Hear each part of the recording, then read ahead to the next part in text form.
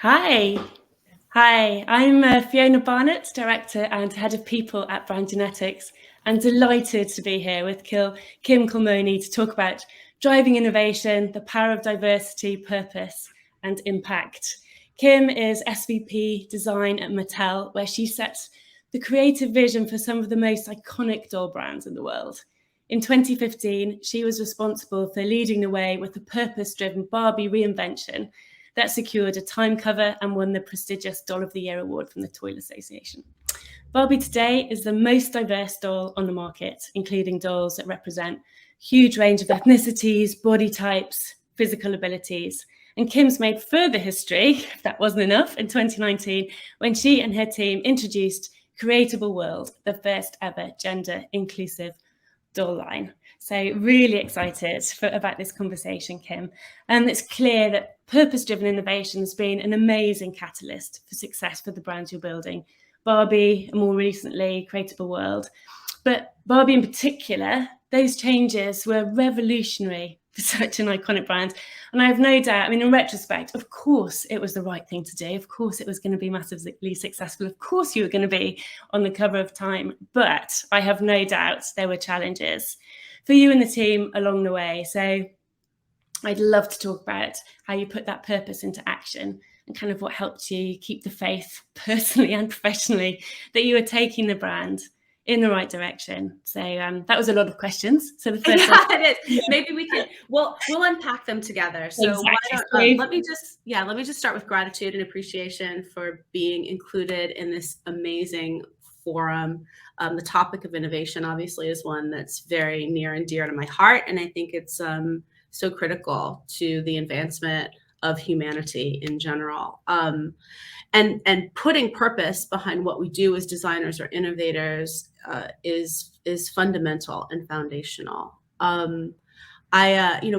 I guess where I'll start is, people may not know a lot about Barbie. They may be intrigued. They may know of Barbie. Barbie has 99% awareness in the world. So really think about that. 99% of the people in the world know or understand what Barbie is. That puts us right in the center of the most famous brands in the world and the most brands that have the most potential for impact in the world, which is, we have a brief time to talk today. So I'll get to the heart of it, meaning that, the work that we do on Barbie, we take very seriously, and we have an enormous sense of responsibility about the choices that we make for this brand. And it was a brand that was founded around a very specific purpose, which was to inspire limitless potential in girls. Ruth Handler, our founder, created the brand because she watched her daughter play with paper dolls.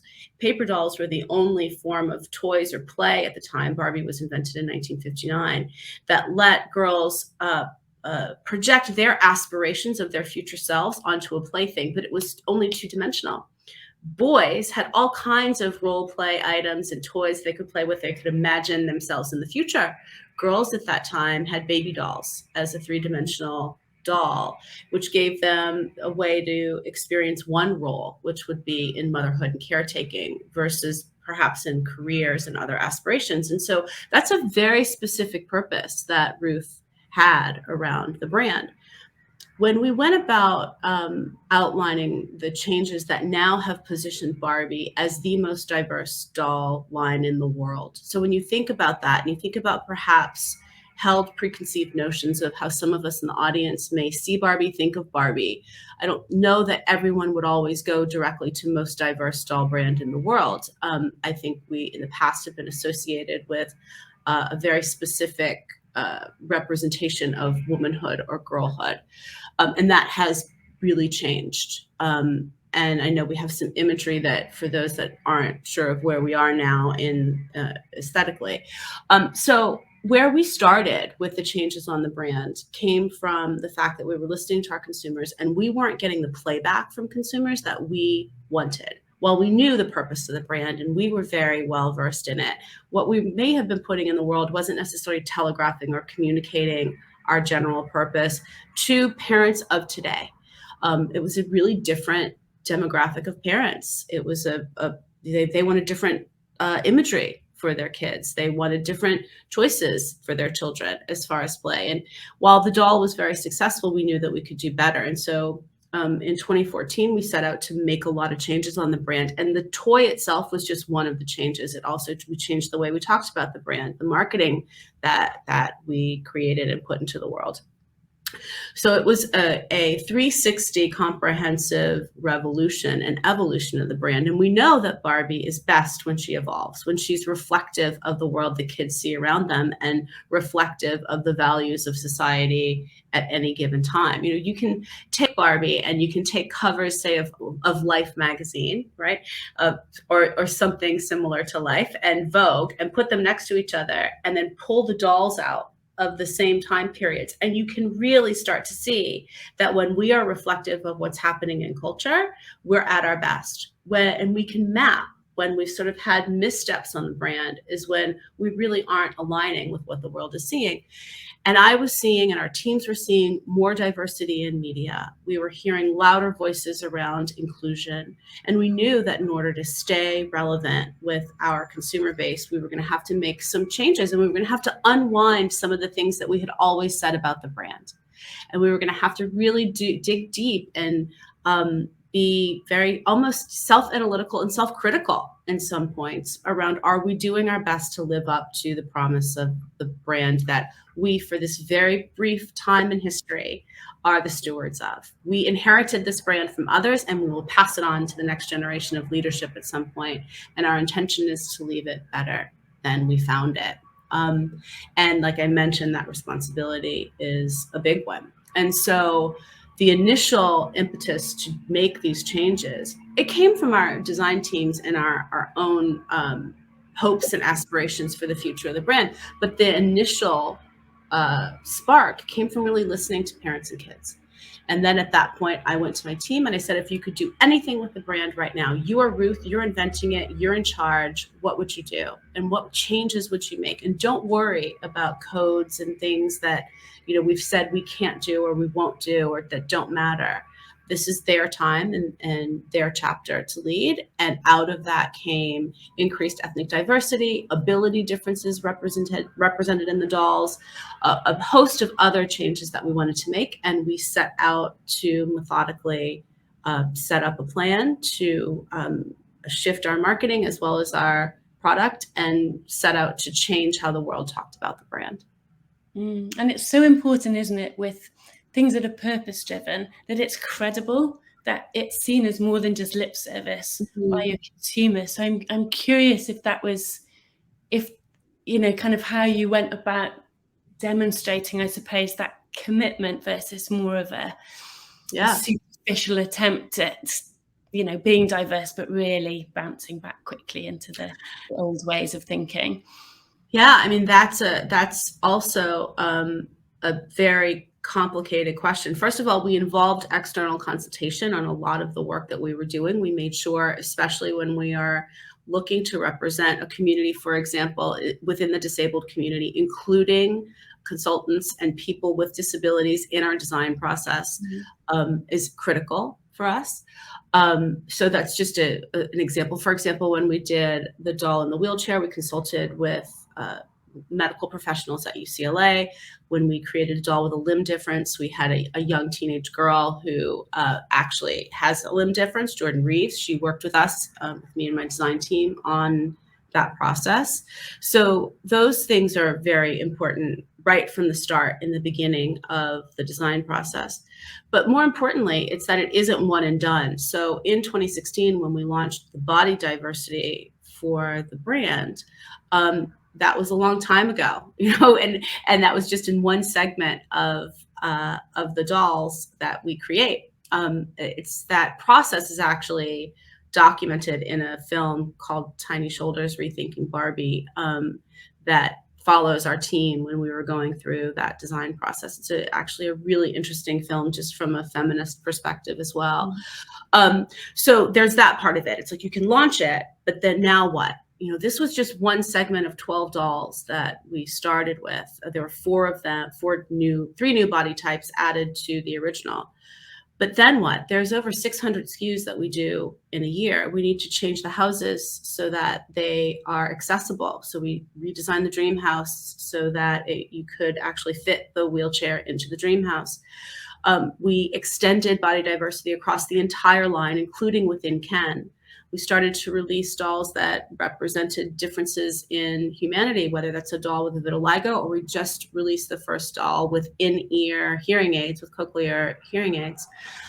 So we continue to take this position that now we very proudly hold of the most diverse doll line in the world, and keep adding to it, because that's not a moment in time. That's actually now part of our commitment to, that's a cost of entry for our brand now, that we're continuing to push boundaries of inclusion.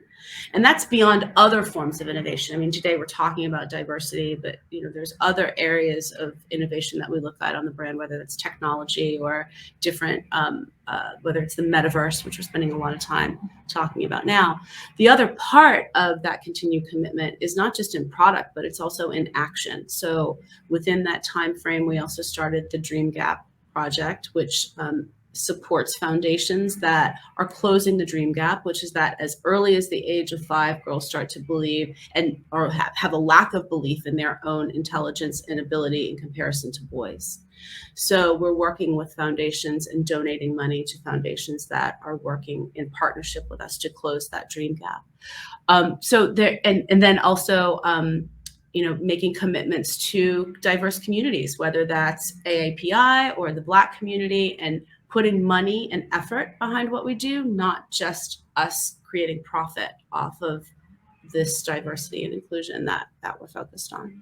Yeah, that's such an important principle, isn't it? It's the commitment, it's the investment, it's the action, not just. Well, those of us that sit within corporations, and you talked about my personal journey in this. There was a time when I had a real crisis of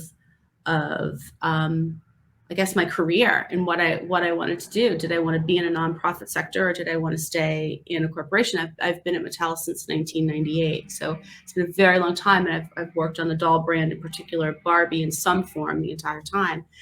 And I really had to do some deep personal work around what is my personal purpose, and is it in alignment with a corporate world. Mattel's an incredible company to work for. It's not an issue with Mattel. It's just the concept of profit and purpose, and can they live together?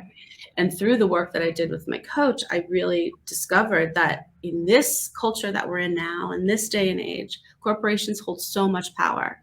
And if I identified my personal purpose as lifting up marginalized voices, doing good in the world, and I have the absolute honor of being given the opportunity to lead on a brand like Barbie with 99% awareness, I have the most amazing tool within my control if I want to be an agent for change. And so being able to work on myself and my own skills in order to navigate the complexities of a corporation, in order to bring about my intention of bringing good to the world, actually may be exactly where I needed to be. And that was the answer that I discovered. That answer isn't the same for everyone, but that's what it was for me. I am so grateful that I did that work on myself in order to still be able to utilize this opportunity that I have to bring the messaging of this brand that is so positive, of limitless potential and possibility, to the world in a new and different way. It's a super powerful combination, isn't it? That personal passion and the corporate power of the might you can bring to something that's so important. It's a fantastic example. It's been a long journey though, Kim. How do you keep doing? How do you kind of find the stamina for yourself, as well as the kind of the constant what's next for the brand? Yeah, I'm very grateful. I have an amazing team. I'm endlessly inspired by the people that I work with. Every day is a new day on the Barbie brand, because the world is always changing. And our key is being at the center of what's happening in at the intersection of fashion and culture and social issues, and toy innovation. The toy business is a really amazing business to be in. The people that we work with are incredible. I mentioned my team, but we also have an enormous range of inventors around the world that we work with. And I often get the question of like, how, what am I inspired by? And it's a question that makes me laugh a little bit, and I'm curious if other designers that are watching have that same reaction, because I mean, you wake up, you open your eyes, and there's inspiration all around us. We live our lives and we are inspired. So I get it from everywhere. And then I think the thing that keeps me going the most is knowing that today children are experiencing the toys that I work on, in particular dolls, and even more in particular Barbie, in a way that no one ever has before in the world. People are seeing themselves reflected in this brand. And when we see ourselves reflected in icons of our culture, it makes a difference. I know that there are people who have never seen themselves reflected in a product before. Now being able to see themselves makes a difference in your confidence, in your self-esteem, and validation. And visibility doesn't feel good. And so making sure that all of us can see and experience being seen, heard, and validated, that's a pretty inspiring thing to keep me going. That's for sure. 100%.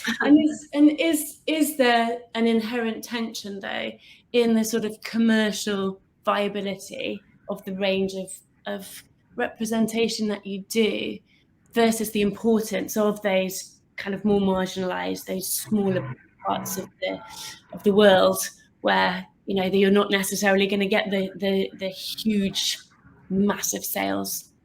That's okay. Like, if not every doll sells, look, there has to be a forced ranking in dolls that will sell well, but I will tell you the number one doll after we released the changes on Barbie was a curvy doll with brown skin. The following year, it was a curvy redheaded doll with a girl power t-shirt on. So, there is money to be made in inclusion. So I don't want there to be any confusion at all about that. But we also know that some of the items that we create are in order to support our brand purpose. They are not necessarily going to be the biggest money makers, but that's why we have a portfolio of products. And that's why we make sure that there's balance across our doll portfolio in general, whether that's Barbie or Creatable World, which you mentioned, the first gender inclusive fashion doll, which was a kit that came with a doll with a gender neutral body that had short hair, and it also came with wigs and clothing across the gender spectrum in order for kids to create any character they wanted and exponentially increase the storytelling that they could be in control of as they were playing with dolls, and also to invite everyone in to play with dolls. Barbie's very specific, and we have fans across the entire range of humanity, but this was something different that we're really proud of because we were the first to put it out there. So pushing boundaries in that space is important in toys. And beyond dolls, we have inclusivity across the Mattel portfolio. We've introduced a Uno deck with Braille. We have lots of our advertising and commercials include both girls and boys across the gender spectrum, regardless of what the toy is. Inviting everyone to play with whatever toy they want to play with is a mission that we have. Amazing. I mean, it's super exciting, and really incredible. But what do you feel have been the biggest challenges along the way to be able to bring this to fruition?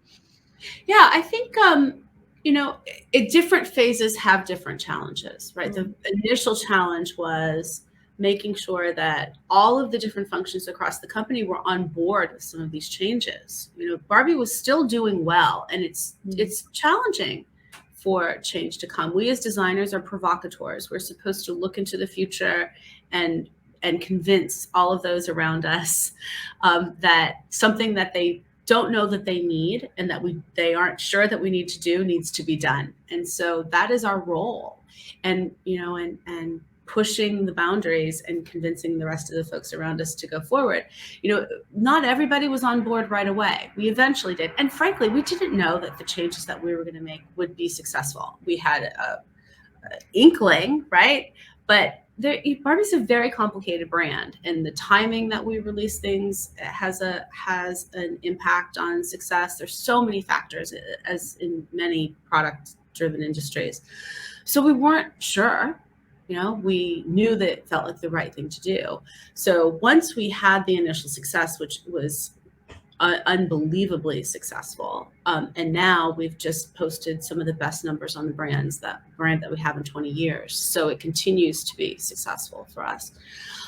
Now it's about maintaining that momentum. Now it's, what do we do next? That's authentic. It can be very easy to sort of try to follow up success with a similar execution, but we know that's not going to work. We need to make sure that we're remaining innovative in new and different ways, and continuing to listen to our consumer base and not falling too much in love with everything that we do, because we have to remain somewhat detached so that we can be objective and know when the thing that we love needs to continue to evolve. Yeah. We've had a question in from Ben Kubler. How do you help educate people on the importance of diversity, particularly those that have a perspective of what the brand should be? So I guess that's kind of talking to that internal kind of, pressure testing of your proposed direction. This is really interesting, because this came up. Thank you for your question, Ben. This came up yesterday with my coach and myself, and I was reflecting back on sort of handling my own emotions when people would resist these changes that seemed so obvious to me, and I can remember moments of pulling myself out of judgment and into curiosity, meaning your first reaction when you're really passionate about something and someone's like, I don't think that we need to do that, or I don't think that's going to work, is to be like, how could this person not see this, and start to judge them personally, versus moving into a state of curiosity and asking questions about why they think it's not going to work. And what I discovered, and this tool is salvation, because it pulls me out of my angst and sort of those nasty feelings that I have about that don't feel so great and aren't so professional at times. But it moves me into a state of almost design thinking of, okay, so this is interesting. Why do you feel this way? And inevitably I could reach a point of conversion of that individual or a group to kind of come over to our way of thinking, or it unlocked discovery for me and how I could evolve my design thinking and maybe change the product for a more mass appeal, or move into a different space. So I think also personal stories of individuals who have been marginalized help change minds around the importance of diversity. I think when people have experienced the world through a lens of privilege, whatever that privilege may be, we all have some sort of privilege in the worlds that we live in, or I should say the majority of us do in some way. When you help someone see things from another point of view, then it helps open minds around why diversity and inclusion is so important. If they've never been excluded, they may not understand how important inclusion is. They assume everyone feels that level of inclusion. Yeah, and that sense of empathy, just that looking through somebody else's eyes, even for a moment, can be revolutionary. Yeah. And I guess gives you a whole new inspirational springboard to take you in a completely different direction, which is what I loved about what you were saying about curiosity. It's kind of it's an unlock for you, as well as an opportunity for conversion. It's like it's a superpower tool, right? One, it sort of chills out my reaction to how can you not see things the way that I see it, and being in this sort of judgment space. And then it gives me more information, around how I can fine tune whatever I am pitching, hoping to see come to life. Amazing. Yeah. And we're coming to the close of our conversation. I could talk to you for hours and hours. Thank you. My last question is, What advice would you give your younger self, or what would you have done? Yeah, what kind of is the key piece of advice that with all this amazing success under your belt, and as you move forward to the next exciting thing, what advice do you hold dear? It's interesting. The advice that I give to my younger self is probably some of the advice that I still give myself today, which is, I have horrible imposter syndrome, which I think a lot of people can relate to, where I just think like, my gosh, can I do this? And does everyone think that I'm capable of doing this? So I would tell my younger self to release that doubt. And also very much, I would use my curiosity tool now. And I just think the amount of internal angst around having to force things to happen versus help them manifest and evolve. With my type A personality, I'm a big doer. And sometimes observing and remaining curious and asking questions is even more powerful than having to do and do and do. And just trust that you trust your instincts and stay curious. It's amazing. And what's next? Kind of where are you looking for inspiration next? Yeah, we actually at Mattel right now, we're kicking off 2024. So we are in our initial stages of starting to define the direction of every brand in the company for 2024. And we're spending a lot of time looking at the future of play and the metaverse's impact on the future of play and how kids will engage with toys differently. And I've recently, within the last year or so, been given responsibility of Mattel Creations bespoke product. So we have a new direct-to-consumer platform. It actually will be launching in Europe soon, where we can sell our products directly to consumers. And part of that is another arm of our leg of Mattel Creations is toys that are inspired by art and art that is inspired by toys. And so I get to work with some of the most amazing artists and collaborators and brands in the world and turn our brands over to them to see how they interpret our brands in the art space and in pop culture. So it's very exciting. And of course, Barbie is endlessly exciting. One of the great things that we're doing this summer in celebrating the 60th anniversary of the Dream House, if everyone can believe the Dream House is 60 years old. Most toy brands last 2 or 3 years. So the fact that Barbie is heading into her 65th anniversary in 2024 is incredible. But we have a partnership with Habitat for Humanity, and we're going to be building houses for people in need around Los Angeles and around the world. And to celebrate our 60th anniversary of the Dream House, we're going to help create dream homes for other folks in our community. So that's also very exciting for us. Amazing. The future looks bright. Yes, totally. Perfect. Thank you so much, Kim. I think our half hour is up. Went like a wow, incredible. Thank you so much. Thank you. And I hope everyone continues to enjoy the conference. I can't wait to check out some of the sessions myself. So thank you all. Thanks, everyone.